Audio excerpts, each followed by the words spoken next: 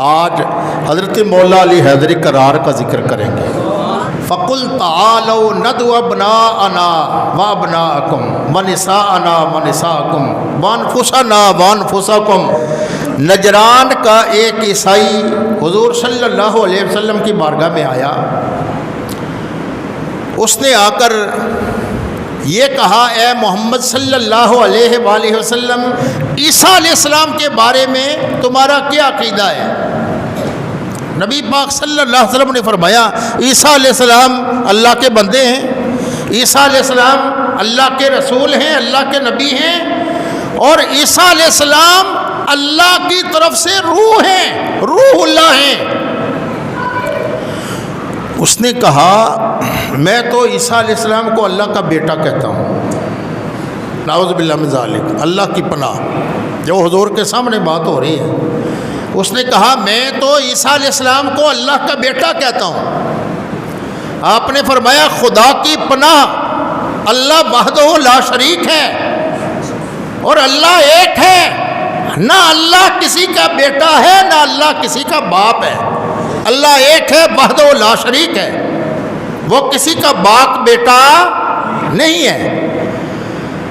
اس نے کہا، اگر اللہ باپ نہیں ہے تو مجھے بتاؤ کہ عیسیٰ علیہ السلام کا باپ، عیسیٰ علیہ السلام کی ماں ہے اور باپ نہیں ہے، تو بتاؤ باپ کون ہے؟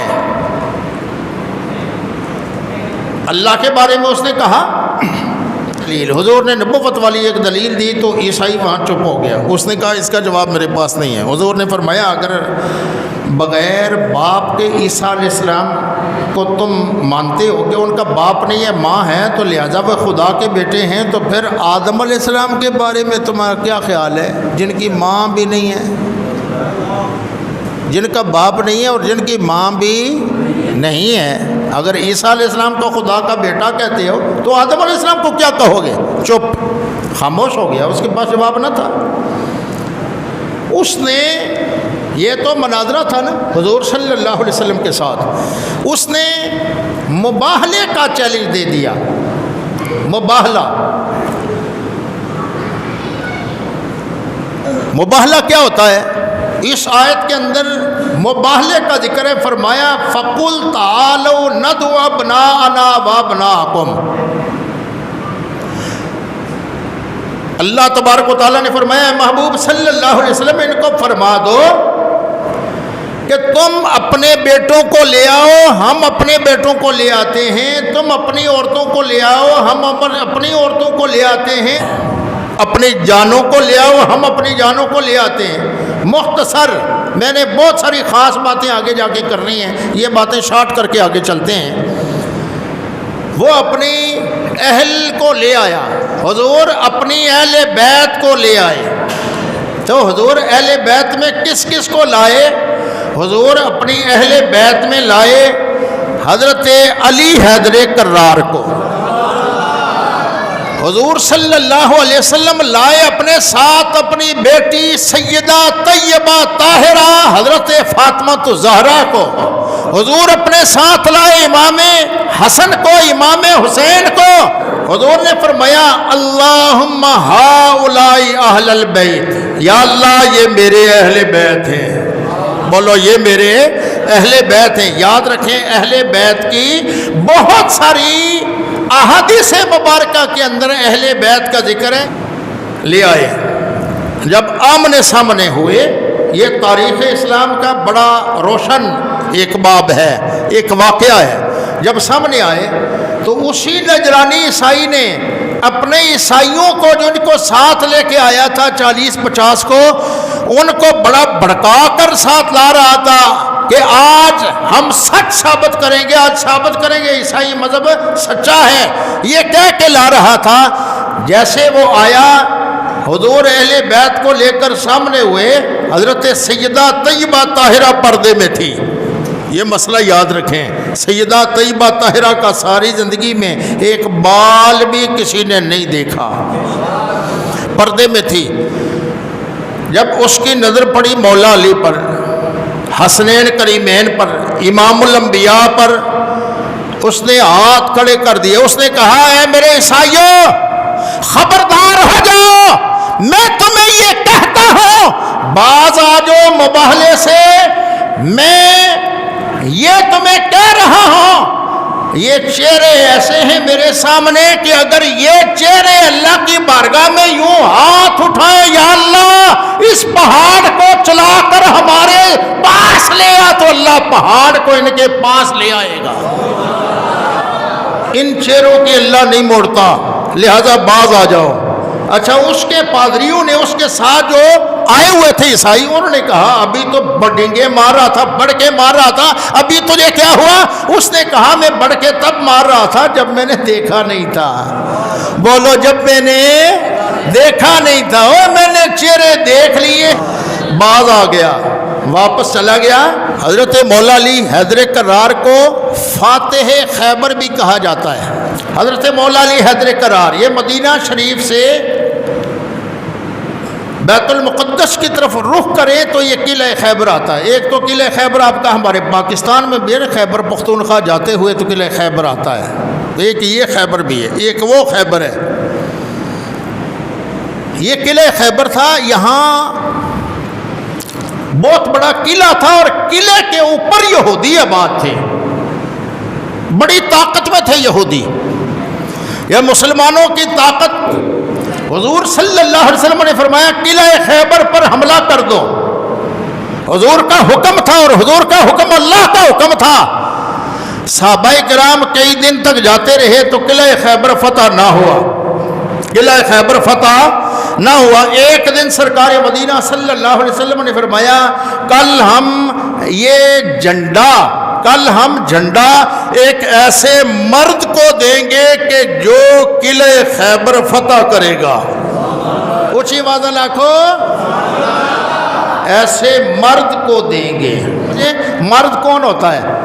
آپ بھی مرد ہیں، یہ بھی مرد ہیں، وہ بھی مرد ہیں، میں بھی مرد ہوں، سارے مرد ہیں یہاں پر، لیکن مرد کون ہوتا ہے؟ طالب الدنیا مؤنث، طالب الدنیا مؤنث، دنیا کو طلب کرنے والا مرد نہیں ہوتا، عورت ہوتی ہے، یعنی عورت کی طرح ہوتا ہے مرد جو دنیا کو طلب کرتا ہے۔ سنو، یہاں تھوڑی سی وضاحت، یا اللہ مال دے دے، یا اللہ دنیا دے دے، یا اللہ میری اچھی جگہ پہ رشتہ ہو جائے، یا اللہ میرا 2 پلاٹ دے دے، یا اللہ میرے پاس بینک بیلنس آ جائے، یا اللہ 4 کوٹھیاں آ جائیں۔ دنیا مانگنے والا، فرمایا طالب الدنیا مؤنث، دنیا کو مانگنے والا عورت کی طرح ہوتا ہے، مرد نہیں ہوتا۔ اور سنو، طالب العقبہ مخنث، آخرت کو طلب کرنے والا خواجہ سرا ہوتا ہے۔ خواجہ سرا سمجھتے ہو؟ یہ سمجھتے ہو خواجہ سرا کس کو کہتے ہیں؟ آخرت کو طلب کرنے والا خواجہ سرا ہوتا ہے۔ اور فرمایا طالب المولا مذکر، اللہ کو طلب کرنے والا مرد ہوتا ہے۔ مزہ نہیں آیا؟ مجھے نہیں مزہ آیا، اونچی آواز سے کہو۔ دنیا کو طلب کرنے والا عورت کی طرح ہے اور آخرت کو طلب کرنے والا خنثی کی طرح ہے، اور مولا کو طلب کرنے والا مرد ہے۔ مرد مولا کو طلب، جو مرد ہوگا وہ مولا کو طلب کرے گا۔ تو حضور نے فرمایا میں کس کو دوں گا جھنڈا؟ کس کو دوں گا؟ مرد کو دوں گا۔ اچھا، صبح سارے صحابہ کرام، رات کو حضور نے یہ فرما دیا، رات کو صحابہ کرام کو نیند نہیں آئی، پتہ نہیں کس کو ملنا ہے، ہر کوئی سوچ رہا تھا پتہ نہیں وہ مرد کون ہوگا، کیسا ہوگا جس کو حضور نے فرمایا مرد کو جھنڈا دوں گا اور قلعہ خیبر فتح ہو جائے گا۔ جب صبح ہوئی نا تو صبح فجر کی نماز جب پڑھی، حضور صلی اللہ علیہ وسلم نے پڑھائی مسجد نبوی میں، تو حضور نے فرمایا سارے بیٹھے ہوئے ہیں، وہاں حضرت ابو بکر بھی ہیں، وہاں عمر بھی ہیں، وہاں عثمان بھی ہیں، اور وہاں پر حضرت ابو عبیدہ بن جراح بھی ہیں، عبد الرحمن بن عوف بھی ہیں، حضرت سعد بھی ہیں، حضرت سعید بھی ہیں، حضرت ربیہ بھی ہیں، حضرت طلحہ ہیں، حضرت سعید ہیں، حضرت عبداللہ ہیں، سارے موجود ہیں، لیکن حضور نے کیا فرمایا؟ این علی، علی کہاں ہے؟ یار اٹھی بات لاکھو، این علی، سارے مرد موجود ہیں اور حضور فرماتے ہیں این علی، علی کہاں ہے؟ جواب ملا علی کی آنکھیں دکھتی ہیں۔ فرمایا علی کو لے آؤ۔ علی کو لایا گیا۔ جب علی کو لایا گیا حیدر کرار رضی اللہ تعالیٰ عنہ، حضور نے فرمایا تم آئے نہیں مسجد میں؟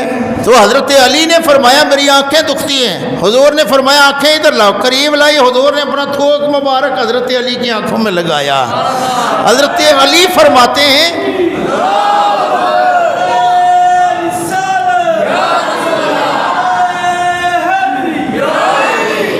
حضرت علی فرماتے ہیں میں نہیں سمجھ سکا کہ پہلے حضور کا لعاب دان آنکھوں میں پہنچا ہے یا آنکھیں پہلے سے ہی ٹھیک ہو گئی ہیں۔ یہ شفا ہے حضور کے تھوک مبارک کے اندر۔ حضرت علی ٹھیک ہو گئے، آنکھیں ٹھیک ہو گئی۔ حضرت علی کو وہ جھنڈا دیا، فرمایا علی یہ جھنڈا تجھے میں دیتا ہوں، تیرے ہاتھ پر آج خیبر فتح ہوگا۔ مختصر جھنڈا لیا۔ حضرت علی کو پتہ لگ گیا تھا کہ قلعہ خیبر فتح ہوگا، کیونکہ وہ صحابی تھے نا، ان کو پتہ تھا حضور نے کہہ دیا تو ہو گیا۔ بولو حضور نے کہہ دیا تو ہو گیا۔ اور پہلی بے دھڑک تھے، ڈرتے ڈرتے نہیں تھے، اور ڈرنے والا مرد نہیں ہوتا دین کے معاملات میں، ڈانگ اٹھانے والا مرد ہوتا ہے، ڈرنے والا مرد نہیں ہوتا۔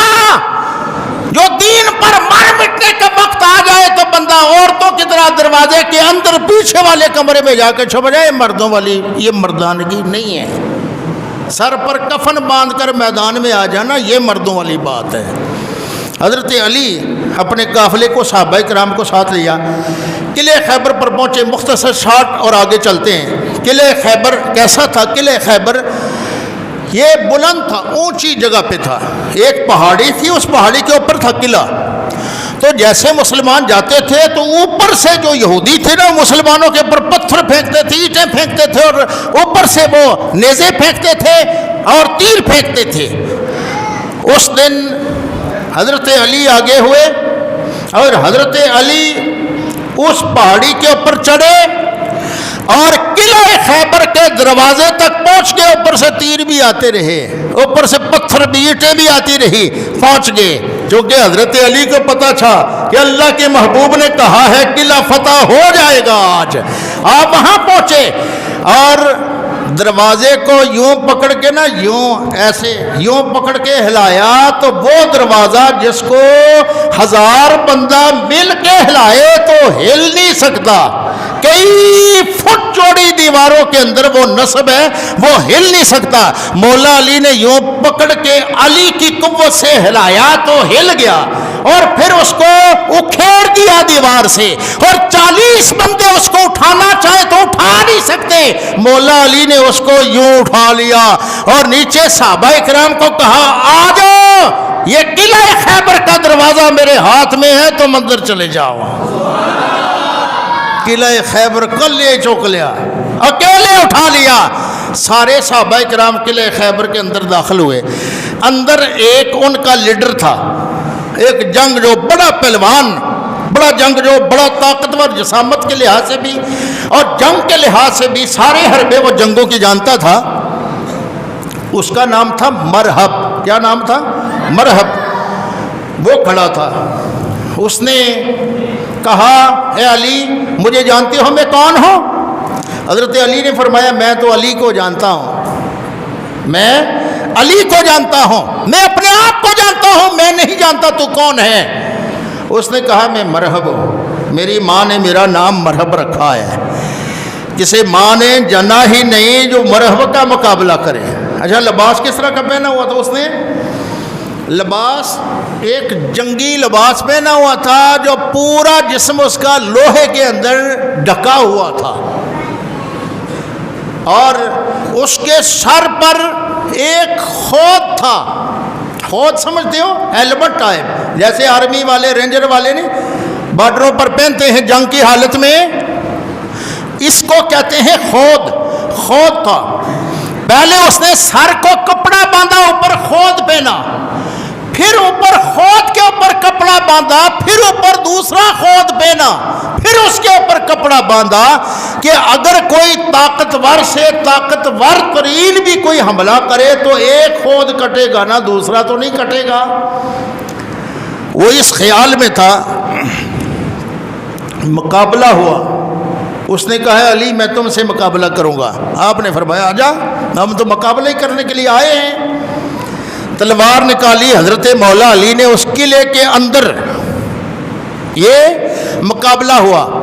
جیسے وہ سامنے آیا، آپ نے اس کے سر پر تلوار ماری، اس کا ایک خود بھی کٹا، دوسرا بھی کٹا، سر بھی کٹا، لوہا بھی کٹا، اور وہ مرہب جس کو اپنی طاقت پر بڑا ناز تھا، علی کی تلوار اس کے اندر سے گزر گئی۔ مرہب ایک آدھا مرہب ادھر پڑا ہے، آدھا مرہب ادھر پڑا ہے۔ اونچی آواز سے کہو ذرا، دو ٹکڑے کر دیے۔ اس کو پتہ ہی نہیں تھا ہمارا مقابلہ کس سے